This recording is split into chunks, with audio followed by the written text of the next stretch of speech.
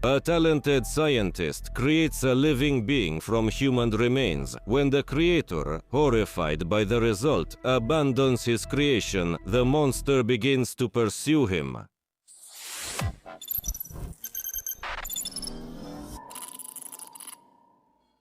The action of the film, based on the biggest misconception regarding the monster's name in history, begins in 1857 in the far north. Here, a research expedition is stuck in the ice. Despite the crew's fatigue, Captain Anderson is determined to reach the North Pole, no matter how many subordinates perish in the process.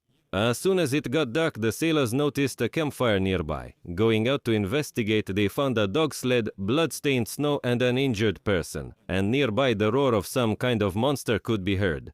When the mysterious silhouette approaches, they open fire, but the bullets do not stop the creature. Surviving the second volley, it moves into hand-to-hand combat, tossing the sailors around like children's toys. The monster demands they give him the wounded man. The first mate pulls out a new powerful rifle, with which they manage to throw the creature overboard, but even that doesn't kill it. When the sailors remove the ladder, the monster single-handedly capsizes the ship.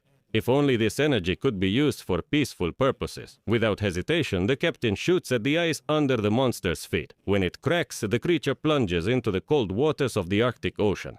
But the man saved from pursuit is sure. The creature will return and kill everyone if necessary, because it cannot die. Such a universal glitch. The wounded man asks to be given to the monster to save the rest of the crew. The man says his name is Victor Frankenstein and that he created this unkillable creature. The story shifts to the past, when young Victor lived with his parents. His father was a baron, a surgeon, and a domineering man, while his mother was a wealthy heiress of a once noble family, completely submissive to her husband. The young man diligently studied the science of medicine under the watchful eye of the patriarch. However, the father's extensive medical experience proved useless when his wife, Victor's mother, began giving birth to their second child. The childbirth had complications, from which the woman died. Only the baby was saved. Naturally, her death was a terrible shock for the boy. Additionally, the father turned his attention to William, the younger son, who became his favorite. Blaming his father for not being able to save his wife despite all his knowledge, young Victor vows to conquer death itself. While Victor tells his story to the captain, his creation, breaking through the ancient ice, emerges from the watery trap and trudges towards the ship. Soon the father passed away, leaving the sons orphaned. After this, Victor goes to the Royal College to study medicine in order to fulfill his vow. He presents his project to the academic council, the resurrection of dead tissues using an electric charge. For the demonstration, he uses a prototype of a Robocop, parts of fresh corpses sewn together. Victor manages to make the specimen move under the influence of the current. The retrograde scholars consider the work a kind of mystification, more suited to a traveling fair than a scientific institution, and he is dismissed. Victor meets Heinrich Harlander.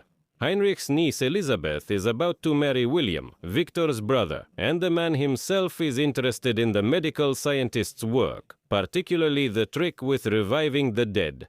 Visiting his new friend, Victor learns that Heinrich made his fortune in arms trading. The host shows the guest a copy of the human lymphatic system, complementing the cardiovascular system. This could help in further research. Heinrich offers to sponsor Victor's investigations to theoretically conquer death and achieve eternal life. The conversation is interrupted by the visit of William and Elizabeth. Meeting his brother's fiancée, Victor notices that she looks very much like their late mother. In the north, Victor is forced to interrupt his story by coughing up blood. The captain is informed that a sailor saw a surviving monster in the fog. The level of anxiety among the crew rises. They want to leave Frankenstein overboard, but the captain is strongly against it. Heinrich provided Victor with a separate building for his experiments. Examining him, Frankenstein plans what else will be needed. Then he gathers working materials and criminals sentenced to execution, inspects them before the scaffold to collect fresh corpses without delay. While engaging in necro-shipping, the scientist meets Elizabeth at the market. They go to a restaurant where they discuss literature. The girl prefers biology textbooks. Later, the man leaves his brother to oversee the making of laboratory equipment, while he himself catches butterflies with his fiancée. The medic himself has no pro. regression in further studies.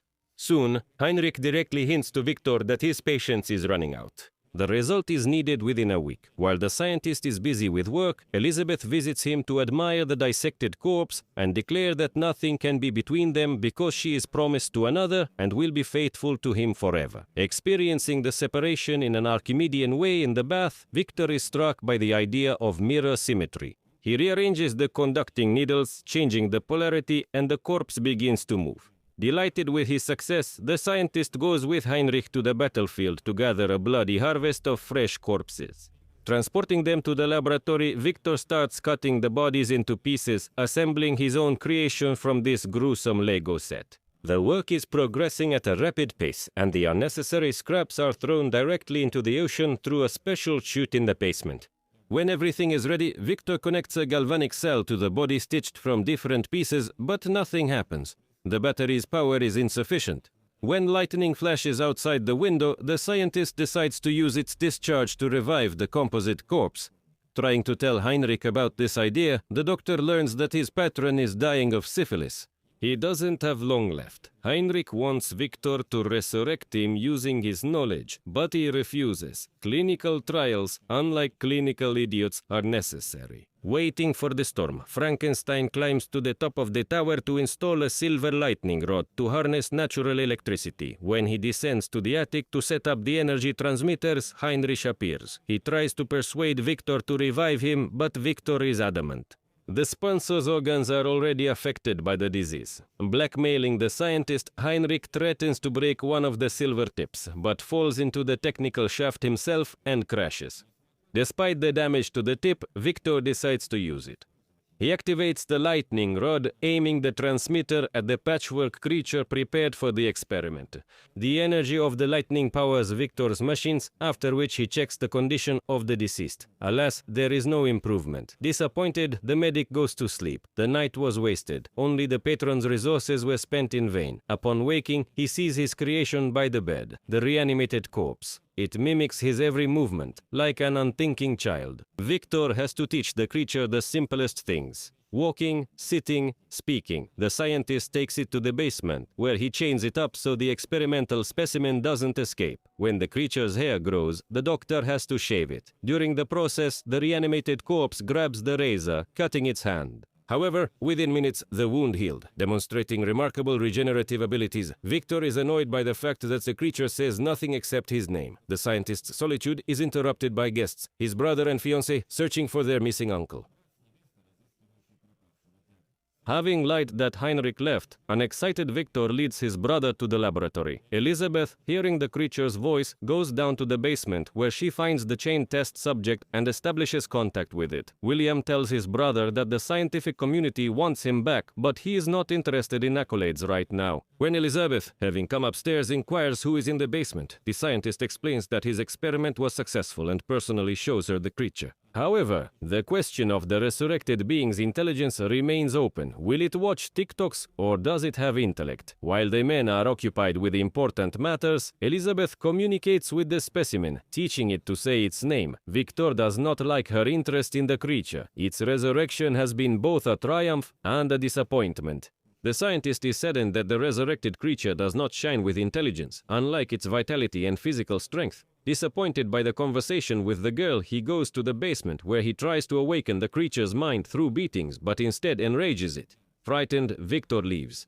In the morning, he admits to his brother that he made a mistake by resurrecting the creature. He says that the monster killed Heinrich. This is a reason to send William and his bride away under the pretext of safety. The doctor himself pours flammable liquids in the laboratory to burn everything. He is also ready to burn the monster in the basement if it doesn't learn at least one new word. But when it says the name Elizabeth, Victor, in a fit of jealousy, still decides to start a fire. Throwing the match, Frankenstein goes outside, the flame slowly spreads over the spilled fuel, surrounding the frightened creature, calling out to its creator. Having reconsidered, he runs back, but the containers with liquid explode, throwing the scientist back and injuring his leg. This is how the returning guests find him. They watch as the laboratory building collapses, burying the miracle of science. The creature bursts into the captain's cabin, interrupting Victor. Learning that the creator is telling tales about him, the creature who learned to speak The monster decided to tell Anderson its story. During the fire, the creature displayed remarkable physical strength to break its chains and escape through the tunnel where unusable parts of the deceased were discarded. You could say a family tradition. When the building collapses, it is in the coastal waters where it sinks. When the surf casts the creature ashore, it regains consciousness and wanders into the unknown of a brave new world, unfamiliar after the confines. Finding human remains in the forest, the monster loots a cloak to dress itself. Coming across deer, it learns to eat berries when shots ring out. Hunters, mistaking the creature for game to be robbed, wound it. The creature escapes. Its wounds heal quickly and it reaches an old farm where it hides inside. In the morning, the owners return, among them the hunters who mistook him for a bear yesterday. Hiding in the barn, the creature watches as a girl takes care of her blind grandfather, who teaches her literacy. This is how the monster gradually learns the language. Growing attached to this family, he secretly helps them by gathering firewood and repairing the fence. In return, the farmers leave him offerings, like to a forest spirit. However, when wolves attack the farm to steal sheep, the creature sees the head of the family shooting them. It understands that some living beings are hated just for who they are. After this, the peasants leave for the winter, leaving only the stubborn old man. He refuses to leave the house. Seizing the moment, the creature enters the house to appear before the blind old eyes. Although he hasn't quite learned to speak yet, he and the old man manage to start communicating. The elder, recognizing the forest spirit hiding in the barn, offers him to stay and live. Damasate. At the same time, he teaches him to read. Fortunately, there was an abundance of books in the farmer's hut for some reason. Having improved his communication skills through literature, the creature begins to wonder who he is. To resolve the existential crisis, he returns to the ruins of Frankenstein's laboratory, hoping to find answers there. Finding the scientist's records, the monster realized that he is different from a human. This thought caused him suffering. Finding a letter with the address of his creator Victor, he decides to visit him to understand why he was created. Upon returning to the farm, the creature receives more bad news. Wolves have killed its only friend. As the saying goes, no matter how much you feed a wolf, it still wants to devour the blind old man. The predators attack the monster, but thanks to its strength and resilience, it manages to send the forest's caretakers to the morgue, some with particular brutality. Returning to the dying old man, the creature says that it has learned the truth about itself. It is Frankenstein's man-made monster. At that moment, the old man's relatives appear. The monster killed them all. They attack it. The creature kills one in self-defense, then leaves the house. The hunters pursue it, shooting from a distance until the target collapses.